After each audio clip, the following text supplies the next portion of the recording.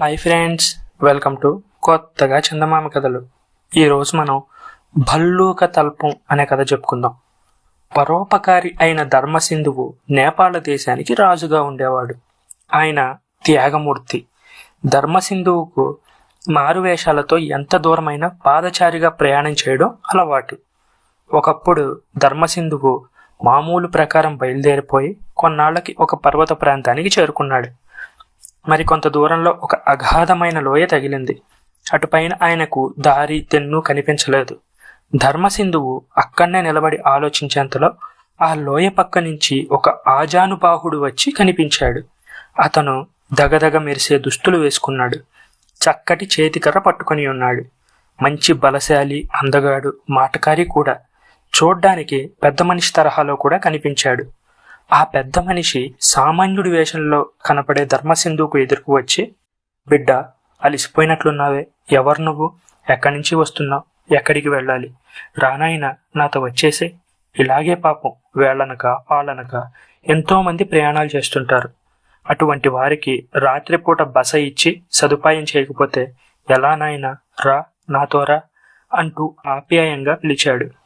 ధర్మసింధువు తన ప్రయాణాన్ని గురించి చెప్పేసరికి ఆ పెద్ద మనిషి, అయ్యో నా తండ్రి, దారి తప్పి చాలా దూరం వచ్చేసావు. ఈ సమయంలో కొండలు కోనలు దాటుకుపోవడం ఎవరి వల్ల అవుతుంది? అయితేనేలే, భయపడకు, నాతో పాటు భోజనం చేద్దు గాని, చిత్రమైన పక్క చూపుతా, దాని మీద పడుకుందు గాని, తెల్లవారగానే వెళ్ళిపోవచ్చు అన్నాడు ఎంతో దయతో. ఇలా ఒక పెద్ద మనిషి అభిమానించి ఆతిథ్యం ఇస్తానంటే వద్దనడం మూర్ఖత్వం అవుతుంది కదా. ఈ ఉద్దేశంతో ధర్మసింధువు పెద్ద మనిషి వెంబడే పోసాగాడు. ఇద్దరూ కలిసి కొండ మీద నడిచి వెళ్తూ ఉండగా దిగువ లోయలో సందడి వినిపించింది. ఆ సందడి చేస్తున్నది ఒకానొక వర్తకుల గుంపు. వాళ్ళు గాడిదలపైన సరుకు మూటలు వేసుకుని వస్తున్నారు. ఇది చెవిన పడగానే పెద్ద మనిషి, ఇప్పుడే వస్తా అని ధర్మసింధువుతో చెప్పి వాళ్ళ దగ్గరికి వెళ్ళాడు. అయ్యో బాబుల్లారా, ఈ అపరాత్రి వేళ ఈ ప్రయాణం ఏమిటి? రండి, నాతో రండి. మా ఇంట్లో ఇంత కడుపు చలవ చేసుకుని రాత్రికి విశ్రమించి తెల్లవారుగానే లేచి మీ దారిని మీరు వెళ్తురు గాని. ఆహా, ఇవాళ నిజంగా ఎంతటి సుదినం, ఎంత పుణ్యం, ఇంతమంది అతిథులను సేవించుకునే భాగ్యం కలిగింది అంటూ అభిమానంగా వర్తకులందరినీ పిలిచాడు. పెద్ద మనిషి ఆ వర్తకులతో మాట్లాడుతూ ఉన్న సమయాన అక్కడ ధర్మసింధువుకు ఒక వృద్ధుడు కనిపించాడు. వాడు కట్టెల మోపు ఎత్తుకోలేక అవస్థపడుతున్నాడు. వాడికి సాయం చేద్దామని ధర్మసింధువు వెళ్లేసరికి వృద్ధుడు కుశల ప్రశ్నలు వేశాడు. అందుకు ధర్మసింధువు తన సంగతి సందర్భాలన్నీ వెల్లడించి తరువాత, తాత, ఒక దయామయుడు కనిపించి ఈ రాత్రికి ఇక్కడ ఉండిపోమ్మని నన్ను ఎంతో ఆప్యాయంగా కోరాడు అని చెప్పాడు. ఈ మాటలకు వృద్ధుడు తల వంచి పెద్దగా నిట్టూర్చాడు. అయ్యో, నిన్ను మాయలో వేశాడురా బిడ్డ. ముక్కు పచ్చలారని నిన్ను చూస్తుంటే నా కడుపు తరుక్కుపోతూ ఉందే. నీవనుకుంటున్న ఆ దయామయుడు నిజంగా పెద్ద మనిషి కాడురా, పరమ దుర్మార్గుడు. వాడు చెప్పిన ఆ చిత్రమైన పక్క నిజమైంది కాదోయ్ నాయనా, అది ఒక మాయా తల్పం అంటూ మళ్ళీ నిట్టూర్చాడు. అంతటితో ధర్మసింధువు తృప్తిపడి ఊరుకోలేదు.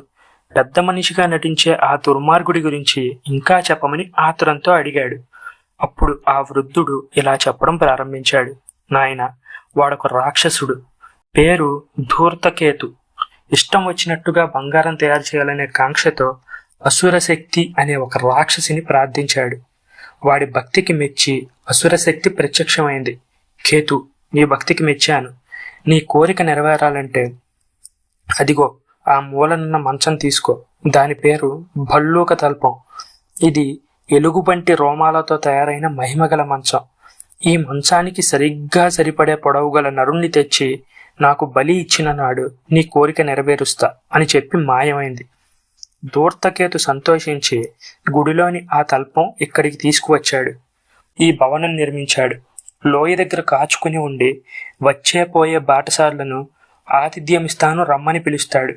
తన తల్పాన్ని గురించి ఎంతగానో పొగుడుతూ చెప్పి అమాయకులైన ప్రయాణికులను ఆకర్షించి మోసగిస్తాడు.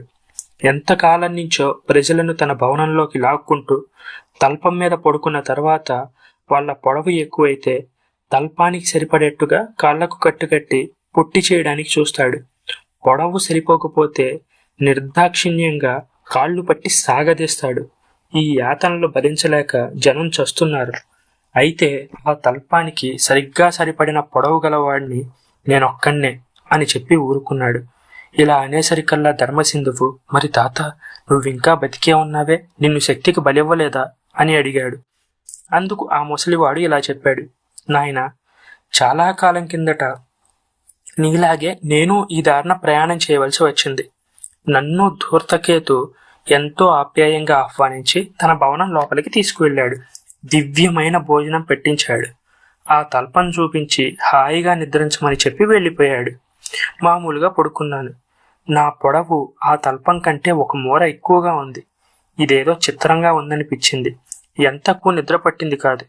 అప్పుడు తలగడ తీసి కాళ్ళ వైపు తల పెట్టుకొని కాళ్ళు చాచి పడుకునేసరికి నా పొడవు ఆ తల్పం పొడవుకు సరిగ్గా సరిపోయింది.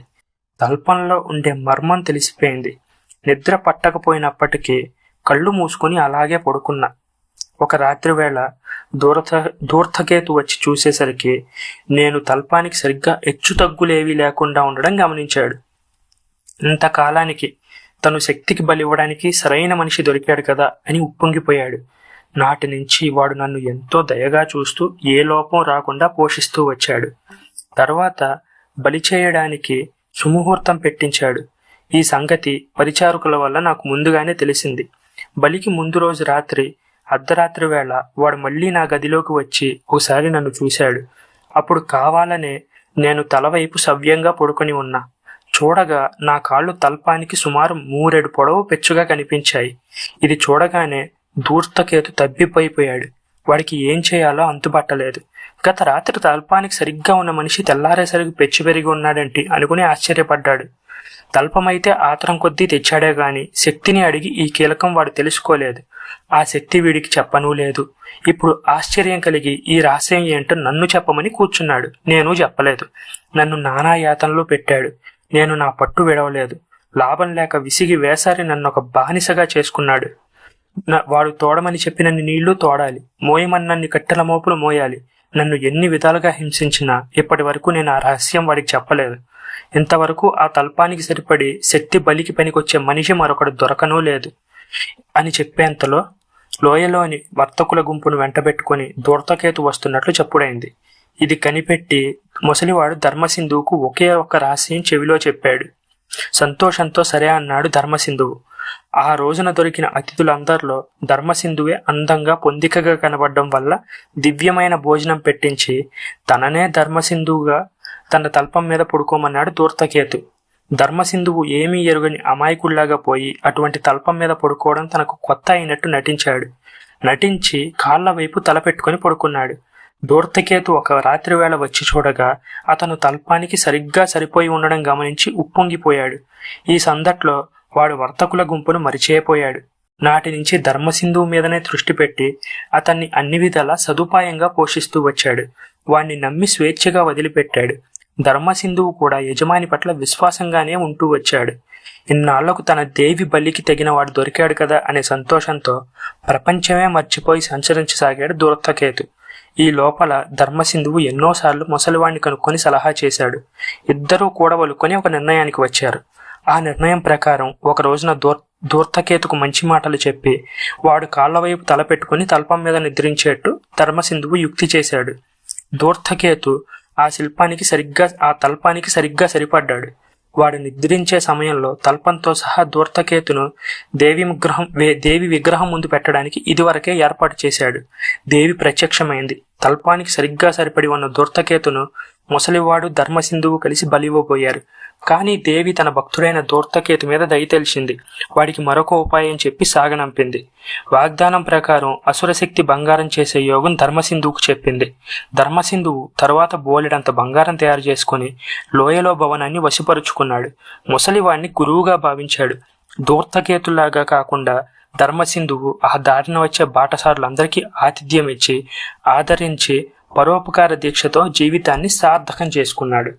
ఈ కథ మీకు నచ్చినట్లయితే దీన్ని లైక్ చేయండి, మీ ఫ్రెండ్స్ అందరికీ షేర్ చేయండి. అలాగే మన ఛానల్ని సబ్స్క్రైబ్ చేసుకోవడం మాత్రం అస్సలు మర్చిపోకండి. ఈ కథలో మీకు ఏదైనా నచ్చితే దాన్ని కామెంట్ బాక్స్లో చెప్పండి. ఒకవేళ మీకు ఏదైనా నచ్చలేదు అంటే చెప్పే మాడ్యులేషన్ బాగాలేదు అని మీకు అనిపిస్తే దాన్ని కూడా కామెంట్ బాక్స్లో చెప్పండి. నేను దాన్ని సరి చేసుకోవడానికి ట్రై చేస్తాను. Thank you friends.